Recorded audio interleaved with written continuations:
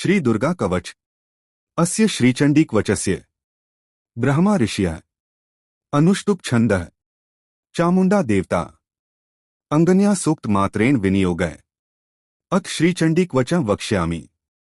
देव्या ह्येतत्समुदाहृतं कवचं नारद श्रेष्ठ शृणुष्व तदिहाखिलम् अस्यानुश्रवणेनाशु त्रैलोक्ये च पदं लभेत न भयमाद्यालोकाना तस्य विद्या समाप्नुयात् अंगरक्षा अग्नेया च महालक्ष्म्यः नैऋत्या भद्रकायिका वाराही पश्चिमे रक्षेदौदी च कौमारी तथा ऐशान्या शूलधारिणी रक्षेत सर्वत एव च उपरि रक्षतु माहेश्वरी अधस्ताद् वैष्णवी तथा एवं दशदिशो रक्षेत चामुंडा शूलधारिणी मध्य रक्षतु कालिका सर्वं मे रक्षतु सदा इति श्रीचंडी कवचं संपूर्णम्। दुर्गा सप्तशती अध्याय 11। शुंभासुर वध। ऋषि कहते हैं, फिर देवी और शुंभासुर में भीषण युद्ध हुआ। दोनों के प्रहार से देवता और दैत्य चकित हो उठे। देवी की शक्तियां भी दैत्यों से युद्ध करने लगीं। गदा, परिघ, पाश और शूल के आघातों से युद्धभूमि हिल उठी। बहुत देर तक युद्ध चलता रहा। देवी के बाणों से शुंभ बार बार घायल हुआ और क्रोध में आकर गर्जने लगा। तब देवी ने कहा, हे दानव, मैं अकेली ही इस जगत में विद्यमान हूं। ये सब रूप मेरे ही अंश हैं। यह कहकर देवी ने अपनी सब शक्तियों को अपने स्वरूप में समा लिया और अकेली खड़ी होकर शुंभ से युद्ध करने लगी। दोनों में भयंकर युद्ध हुआ। देवी ने शुंभ के अनेक अस्त्र शस्त्र का तर डाले और उसके शरीर को बाणों से छेद दिया।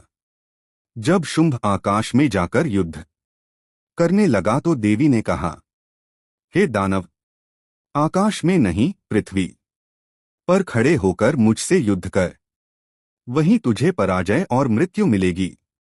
देवी के वचनों से शुंभ फिर भूमि पर आ गया। भीषण युद्ध हुआ। अंत में देवी ने अपने तीक्ष्ण बाण से शुंभ का हृदय भेद दिया। शुंभ भूमि पर गिरकर प्राणहीन हो गया और अपने लोक को चला गया। अध्याय 11 का सार। शुंभ और देवी का निर्णायक युद्ध होता है। देवी कहती हैं कि मैं अकेली ही समस्त शक्तियों का स्वरूप हूं। देवी अपनी दिव्य शक्ति से शुंभ का वध करती हैं। धर्म और सत्य की अंतिम विजय होती है। दुर्गा सप्तशती अध्याय 12। देवी स्तुति एवं आशीर्वाद। ऋषि कहते हैं, जब शुंभासुर और उसके सब दैत्य परास्त हो गए तब देवताओं ने जगदम्बा की स्तुति की। देवता बोले, हे मां, आप ही स्वाहा, स्वधा और वषट्कार स्वरूपा हैं। आप ही वेदों की अक्षरमयी शक्ति हैं। आप ही सावित्री, संध्या और परम जननी हैं।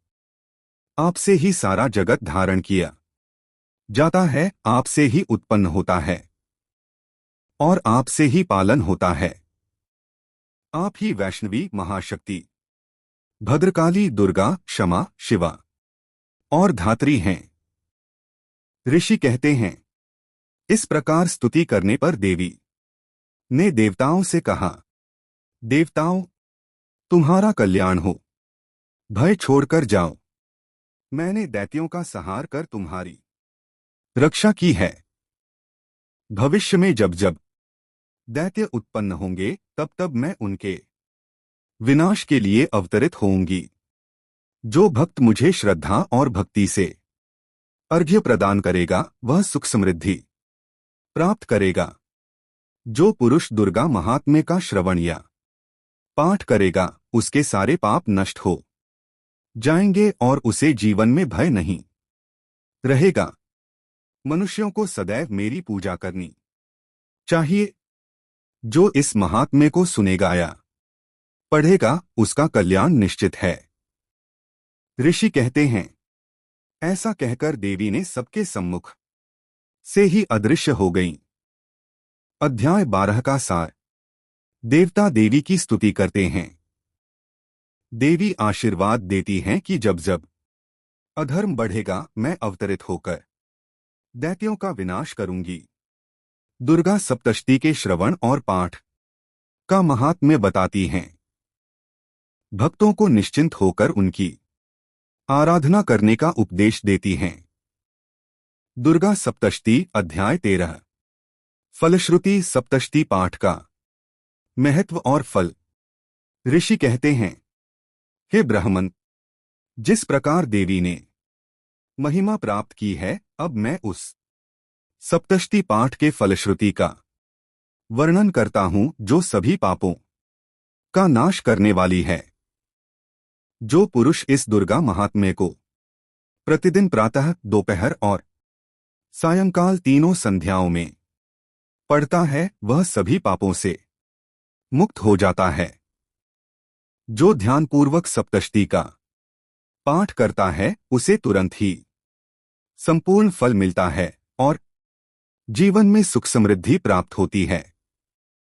यदि कोई रोगग्रस्त है तो रोग से मुक्ति पाता है। यदि कोई बंधन में है तो बंधन से छूट जाता है। भूत प्रेत पिशाच आदि सभी उसका कुछ नहीं बिगाड़ सकते। उसका जीवन पुत्र पौत्रों से संपन्न, धन धान्य से युक्त और समृद्ध होता है। वह राज्य प्राप्त करता है और दीर्घायु होता है। जो व्यक्ति श्रद्धा और भक्ति से इस महात्म्य का श्रवण या पाठ करता है, वह सभी पापों से मुक्त होकर अपनी सभी इच्छाओं की पूर्ति करता है। अध्याय 13 का सार। दुर्गा सप्तशती पाठ का महात्म्य और फल बताया गया है। पाठ करने से पापों का नाश, धन धान्य, संतान, स्वास्थ्य, सुख और विजय प्राप्त होती है। रोग, शोक, बंधन, भय, भूत प्रेत से रक्षा होती है। भक्त की सभी इच्छाएं पूर्ण होती हैं और उसे मोक्ष की प्राप्ति होती है।